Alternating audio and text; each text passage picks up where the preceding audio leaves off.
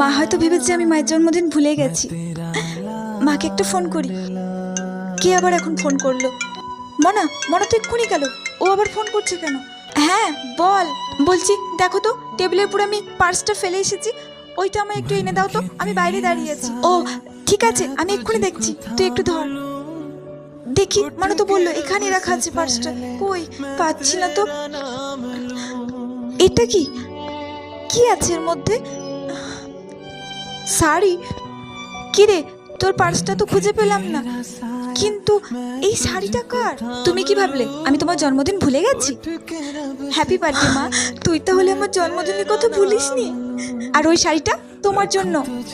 আমি কলেজ টলেজ কোথাও যাচ্ছি না, তুমি শাড়িটা পরে এক্ষুনি তাড়াতাড়ি বাইরে চলে এসো, আজকে আমি তোমাকে নিয়ে ঘুরতে যাব।